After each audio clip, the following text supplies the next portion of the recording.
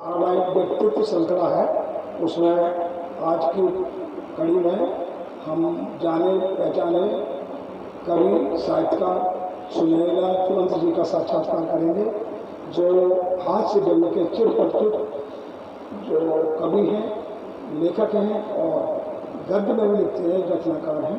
तो आप सभी के सामने प्रस्तुत हैं सुनैनी लाल तुरंत वर्मा, जिन्हें सारा हिंदुस्तान तुरंत के नाम से जानता है और वो सभी चैनलों पर, मंचों पर, देश विदेश में उन्होंने वर्णन किया है तुरंत के द्वारा। तो आज के हमारे जो मेहमान हैं सुनैनी लाल वर्मा तुरंत, उससे उनसे वार्ता के कुछ अंश। जी तुरंत जी जी ऐसे फॉर्मली ऐसे। हाँ, तो आज की कड़ी में सुनैनी लाल तुरंत वर्मा आपसे समक्ष हैं और मैं चाहता हूँ इनसे साहित्य साधना के संदर्भ में कि उनको यह साहित्य की प्रेरणा कहाँ से मिली, कि उन्होंने शिक्षक होने के साथ साथ साहित्य के क्षेत्र में बहुत बड़ी उपलब्धि हासिल की है। तो मैं जानना चाहूँगा कि उनकी प्रेरणा स्रोत कौन है और किस उद्देश्य के साथ उन्होंने इस क्षेत्र में अपना पदार्पण किया। सुनैना मेरा प्रेरणा स्रोत मेरी माँ। मेरी माँ बहुत अच्छे गीत गाया करती थी और गीतों के क्षेत्र में उनका पूरे गांव में नाम था।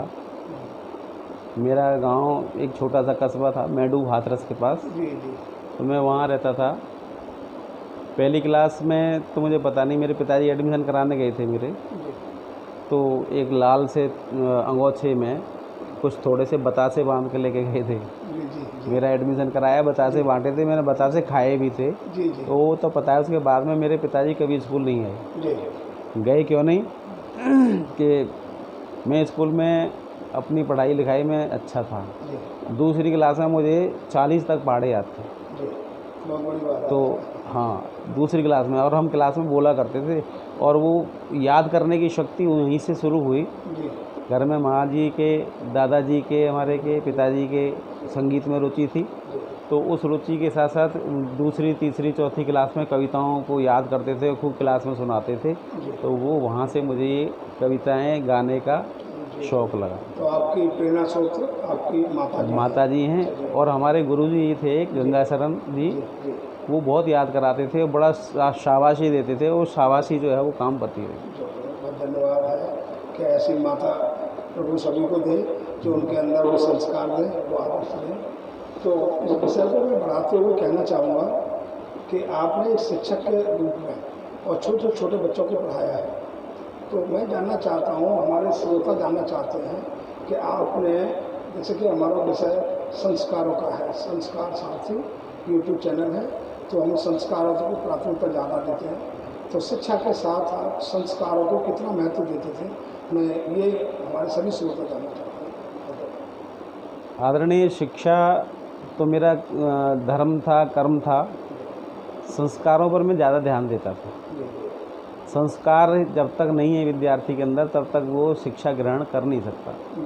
संस्कार ही शिक्षा को ग्रहण कराते हैं।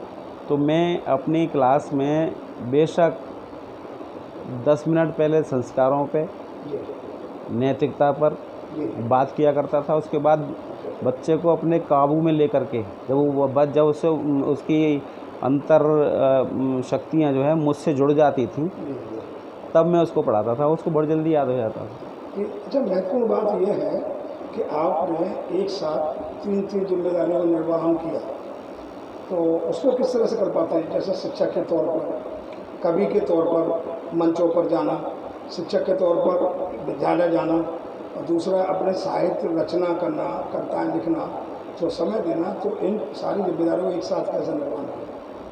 सर ऐसा है, मैंने 9th क्लास से कविताएँ लिखना शुरू की थी जी।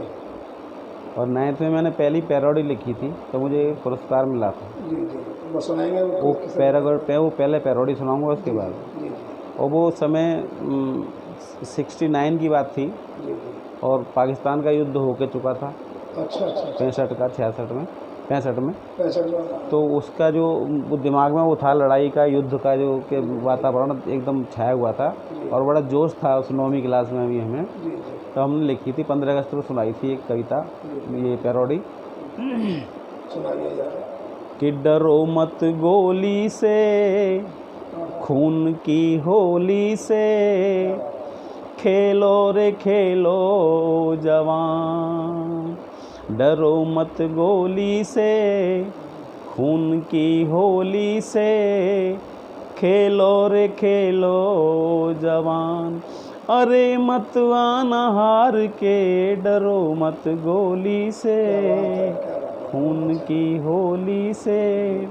और तुम दुश्मन के आगे मत अपना शीश झुकाना, तुम दुश्मन के आगे मत अपना शीश झुकाना। शीश कटा के आना, मत पीठ दिखा के आना। मर जाना मार के, मत आना हार के, डरो मत गोली से, खून की होली से। बहुत अच्छा। ये आपकी बाल्यकाल में इतनी प्रतिभा थी। हाँ, तो जवानी में तो वो तहलका मचाना ही था आपको। एक पुस्तक मिली, एक बनियान मिली थी हमको उस इनाम में। जी। और फिर 26 जनवरी पे एक और सुनाई थी कविता, तो उसमें हमें एक किताब मिली, उसने हमें बहुत प्रेरणा दी। फिर मैं इसमें जब विद्यालय में आया शिक्षा के क्षेत्र में, तो उस समय मैंने कविताएं बिल्कुल बंद कर दी थी। अच्छा। कोई कविता नहीं ना, पहले मैं मंचों पर नहीं जाता था। मैं दरअसल 25 साल रामलीला में काम करता था। अच्छा, मंच के कलाकार भी हैं। राम लक्ष्मण सीता को छोड़ करके बाकी सारे पार्ट मैंने प्ले करे। जब जरूरत पड़ती थी तो तुरंत को बुलाओ। अच्छा, और तुरंत कोई भी रोल देते थे। हाँ, मेरे ख्याल से इसी से आपका नाम तुरंत पड़ा है। उसी रामलीला में से मेरा नाम तुरंत रख दिया। मैं वैसे व्यास गद्दी में बैठ के रामायण पढ़ता था, लेकिन जब जरूरत पड़ती कोई पार्ट प्ले करने वाला नहीं है, उपलब्ध नहीं है, कोई बीमार हो गया कि उसको तकलीफ हो गई, तो तुरंत तो इमरजेंसी में तुरंत ही वो अच्छा। हाँ, और स्कूल के ज़िंदगी में मैंने अपने आप को कविताओं से मैं अलग हो गया था अचानक ही, ऐसे ही मेरा मन हट गया था उससे। और वैसे मैं क्लास में स्कूल में बच्चों को गीत बना के पैरोडी वगैरह सुनाता था, समझाता था, और प्रोग्रामों में मैं कल्चरल एक्टिविटीज़ का वो था, हेड था हर स्कूल में। तो वहाँ बच्चों को कविताएं सिखाना, उन दिनों भी मैंने कविता कुछ लिखी थी, 2-4 ऐसी अच्छी सी जो बच्चों के हिसाब से थी। 4 लाइन एक की सुनाता हूँ। जैसे सद्भावना दिवस है, राजीव गांधी जी का जन्म दिवस होता था, सद्भावना, तो उस पर हम बच्चों को कविताएं सिखाते थे कि आओ मिलकर बुझा दें ये चिंगारियाँ, वरना सारा हमारा वतन जल जाएगा। और हिंदू सिख या मुसलमान लड़ते रहे तो वतन मरघटों में बदल जाएगा। आओ मिलकर बुझा दें ये चिंगारियाँ। ये कविता दे करके बच्चों को भेजा हमने, जहाँ कंपटीशन हुआ था, तो वहाँ वो पहला पुरस्कार लेकर के आए। तो आपने खैर मेधावी प्रतिभा आपके अंदर नहीं, इतनी मेधावी तो नहीं, लेकिन हमें सामान्य से थोड़ा सा अलग था। आपने आज भी है। आपका जब काव्य पाठ हम चैनल पर सुनते हैं, विभिन्न चैनल पर सुनते हैं, और एक वाह क्या बात है जब शुरू हुआ था, तो काव्य मंच, तो उसमें आपने जो कविता आपकी बड़ी प्रसिद्ध हुई, उसमें चंदा मामा थी और मेरी लाड़ू बिटिया, अपने लाड़ू बिटिया को जल्दी से बुला लो पापा, कुछ दिन बुलवा लो पापा। हाँ, कुछ दिन बुला लो। मैं चाहता हूँ उसकी भी जो पंक्तियाँ जरा आप दर्शकों जो उसमें मैं दरअसल उसमें गया था, जब मुंबई बुलाया था हमें, तो मुंबई जाकर के मैं रास्ते में जब हवाई जहाज़ में बैठा था, तो हवाई जहाज़ में ज़मीन पे बिल्कुल हरा हरा सा दिखाई दे रहा था, या कॉलोनियाँ दिख रही थी, मतलब हरा कम दिख रहा था, कॉलोनी ज़्यादा दिख रही थी। तो मैं जो कह रहा था कि जिन प्रॉपर्टी डीलरों ने कॉलोनियों को काट करके सारी धरती को नाश कर दिया, अब काम पे बनाएंगे, खेती कहाँ करेंगे। तो मैंने चंदा मामा याद आया, उसी में बैठे मैंने हवाई जहाज़ में ये एक गीत लिखा था, और मुझे याद आ गया वो चंदा मामा दूर के बचपन की लोरी, कि चंदा मामा दूर के, चंदा मामा दूर के, सब प्रॉपर्टी डीलर तुमको देख रहे हैं घूर के, चंदा मामा दूर के, सोच रहे हैं चंदा पर भी कॉलोनी कट जाए। चंदा मामा की प्रॉपर्टी आपस में बट जाए और फिर हम सब मिल कर के बांटें, फिर हम सब मिल कर के बांटें लड्डू मोती चूर के, चंदा मामा दूर के, चंदा मामा दूर के। और हाँ, और दोबारा जब मैं गया था, एक बार मैंने ये सुनाई थी, दोबारा मैं गया तो दोबारा मुझको कविता सुनाने के लिए बोला, तो मैंने बहुत सारी सुनाई, लेकिन जो चलकती थी वो कविता सुनाता हूँ कि वो उस टेलीविज़न वाले ना सर मसाला ढूंढते हैं, मसाला, इससे टीआरपी बढ़े। हालांकि मुझे वो कम पसंद थी, लेकिन उनको ज़्यादा पसंद थी वो कविता। मैं बताता हूँ आपको, वो थी कि अपनी लाड़ो बिटिया को कुछ दिन बुलवा लो पापा जी, अपनी लाड़ो बिटिया को कुछ दिन बुलवा लो पापा जी, रोज रोज के झगड़ों से तुम मुझे बचा लो पापा जी, कि दफ्तर जाना पड़ता है, हम 5 बजे उठ जाते हैं, और पहले पानी भरते हैं, फिर चूल्हा भी सुलगाते हैं, 6:15 बजे चाय बना धन्नों को जगाना पड़ता है, 6:15 बजे चाय बना धन्नों को जगाना पड़ता है, और कभी कभी तो गुस्से में थप्पड़ भी खाना पड़ता है, कि थप्पड़ खाकर भी जिंदा हैं, हमें संभालो पापा जी, और अपनी लाड़ो बिटिया को कुछ दिन बुलवा लो पापा जी। काफ़ी बड़ी कविता है। बहुत अच्छा बहुत वायरल भी हुई है। बहुत बढ़िया है, बहुत चली है और बहुत लोकप्रिय रही है। हाँ, बहुत ज़्यादा। मैं भी कभी कभी सुन लेता हूँ वीडियो पर। चलिए, बात इस क्रम को बढ़ाते हुए मैं जानना चाहूँगा कि बालकाल से जब हम बच्चों के संस्कार, शिक्षा का संस्कार देते हैं, तो इस क्रम को हम राष्ट्र के उत्थान में, उस क्रम में किस तरह पहुंचा सकते हैं, जिसको हम राष्ट्र निर्माण के लिए, चरित्र निर्माण हमारी सबसे बड़ी प्राथमिकता है। चरित्र है तभी हम राष्ट्र का निर्माण कर सकते हैं। हमारा चरित्र बच्चों का विद्यालय से बनता है। माता पिता संस्कार देते हैं, फिर उसके बाद उन संस्कारों का परिमार्जन होता है विद्यालय में आकर के।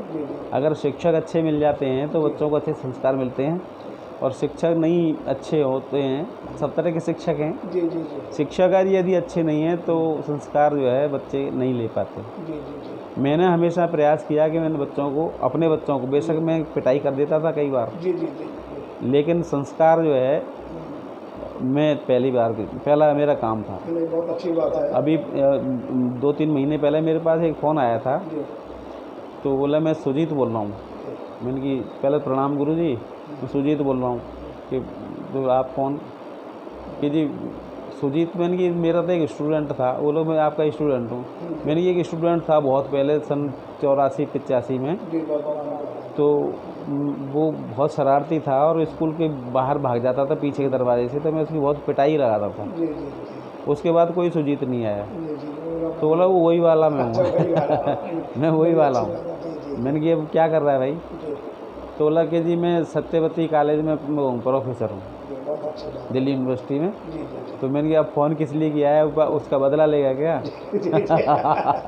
तो बोला नहीं गुरुजी, उसने तो, उस मार पिटाई ने तो मुझे वो संस्कार दिए कि मैं फिर स्कूल से कभी नहीं भागा, और मैं पढ़ाई में मेरा मन लगा और आज आपके सामने हूँ। तो संस्कार देने के लिए कई बार डांटना भी पड़ता है, और संस्कार देने के लिए डराया धमकाया भी जाता है, तब बच्चे संस्कारों में आते हैं। नहीं तो सीधे सीधे कहते रहो तो बच्चे समझते भी नहीं। और लेकिन आज बहुत माहौल बदल गया है।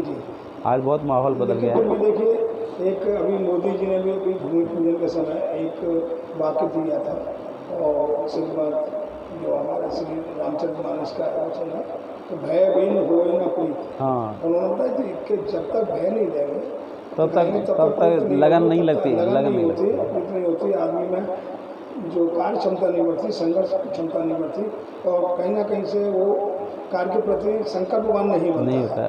मुझे मान लो अपने माता पिता का भय ना हो, जी जी बड़े भाइयों का भय ना हो, जी, जी। गुरुजियों का भय ना हो, बिल्कुल। तो मैं पढ़ ही नहीं सकता। पढ़ नहीं सकते। आज इसीलिए आज के माता पिता और जो है ना इस स्थिति में आ गए, मेरे बच्चा क्यों मारा, क्योंकि एक एक बच्चा है सबके पास, परिस्थितियाँ बदल गई हैं। एक एक बच्चा है सबके पास, तो सोचते हैं क्यों पीटा, बड़ा प्यार करते हाँ, हैं। बिल्कुल बिल्कुल तो इनके लिए तो मैं ये कहता हूँ कि संस्कार मांगे, जी संस्कार मांगे तो नकार उन्हें दीजिए, जी जी। नकार दीजिए उन्हें सुसंस्कार क्या बात है, दीजिए। क्या बात है, बहुत अच्छा बहुत अच्छा।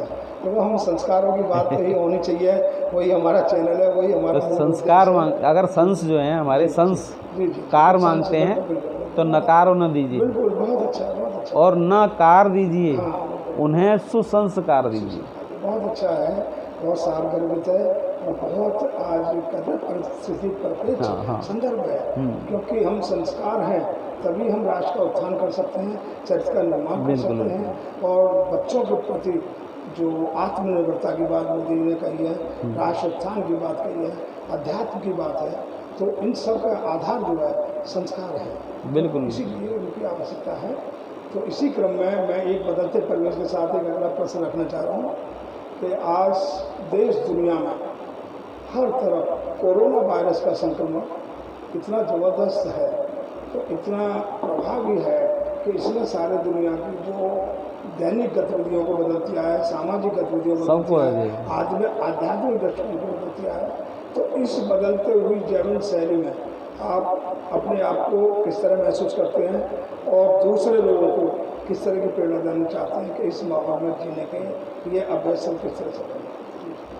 मैं दरअसल कोरोना काल जब से लगा था तब से लोगों को कविताओं के माध्यम से, जी मेरा एक अमर भारती अखबार में रोज़ाना एक कवि कोना आता आते है, हैं, मुझे पता उसमें मैं रोज़ाना लिखता रहा है। जी कि, और अभी भी लिखता हूँ जी कि जब भी हम कहीं हैं 2 गज दूर रह करके बात करें, जी जी हम जो है मास्क लगा करके बात करें, जी जी हम जो है हाथ धो करके बात करें। ये 3 चीज़ हैं, जी 2 गज दूरी, हाथों को धोते रहना, जी जी और मास्क लगाए रखना। ये 3 जो है गुरु मंत्र हैं कोरोना से बचने के लिए।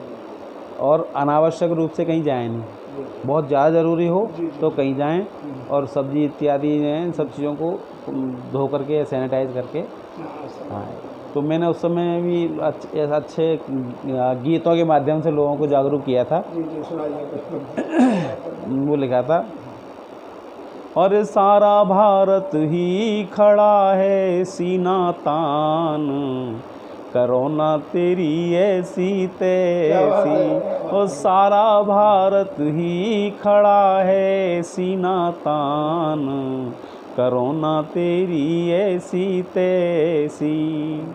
अरे हम धो धो कर हाथ सभी अपनी सीमा में बैठे हैं, हम धो धो कर हाथ सभी लक्ष्मण रेखा में बैठे हैं। ओ चमगादड़ के पुत्र हम, ओ चमगादड़ के पुत्र हम भारतवंशी बेटे हैं। रे तेरी लंका में, हाँ रे तेरी लंका में, अरे सुन ले तेरी लंका में काटेंगे तेरे कान, कोरोना तेरी ऐसी तैसी। और सारा भारत ही खड़ा है सीना तान, कोरोना तेरी ऐसी तैसी। कोरोना को अब लोगों ने हल्के में लेना शुरू कर दिया है। जी जी जी। लेकिन अभी हल्के मत लो। जैसे कबड्डी खेलने वाला लास्ट में जब लात मार के जाता है, हाँ, जब लात मार के जाता है तो मैच पलटा खा जाता है। इसलिए कोरोना के लिए अभी हल्केपन में ना लो, और इससे डरो भी मत, घबराओ भी मत, क्योंकि जब वो अच्छे दिन नहीं रहे तो ये बुरे दिन भी नहीं रहेंगे, और ये दोबारा अच्छे दिन लौट कर आएंगे। मैंने लिखा था, मैं मैसेज देता रहता हूँ लोगों को कि भोर सुनहरी आएगी, भोर सुनहरी आएगी, खग चहक उठेंगे गाएंगे, क्या बात है। अच्छा, और भोजन की तलाश में फिर से जी। दूर देश तक जाएंगे।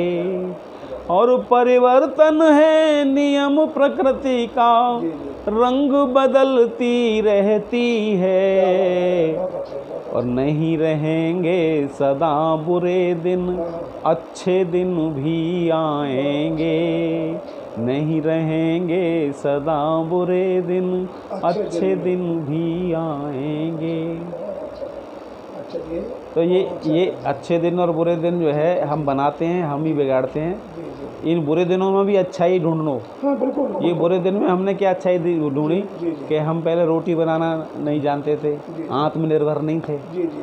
आत्मनिर्भर हो गए। बिल्कुल, बिल्कुल। और कई मायनों में झाड़ू पोंछा लगाना सीख गए, बिल्कुल, बिल्कुल। घर में बैठना सीख गए, घर से बाहर ही बाहर भागते रहते थे। व्यक्तिगत हमने स्तर पर भी और हाँ राष्ट्रीय स्तर हाँ, पर और हमने कविता में भी लिखा था भी। जी, सुनाइए। कि अब तो हम भी रोटी गोल मटोल बनाना सीख क्या बात गए। है, क्या बात अब है। तो हम भी रोटी गोल मटोल बनाना सीख गए, और बच्चों को भी रोटी का भूगोल पढ़ाना सीख गए। अब तो हम भी कि पहले तो हम पर आटा छाना ना माड़ा जाता था, पहले तो हम पर आटा छाना ना माड़ा जाता था, और सत्तू सा घुल जाता था या पत्थर सा हो जाता था। सत्तू सा घुल जाता था या पत्थर सा हो जाता था। और धीरे धीरे सीख गए हम, धीरे धीरे सीख गए हम, तनिक नहीं घबराते हैं। और अब लंका के नक्शे जैसी रोटी नहीं बनाते हैं। अब लंका के नक्शे जैसी रोटी नहीं बनाते हैं। और गोल गोल गप्पे भी बिल्कुल, गोल गोल गप्पे भी बिल्कुल गोल बनाना सीख गए। और अब तो हम भी रोटी का भूगोल बताना सीख गए। अब तो हम भी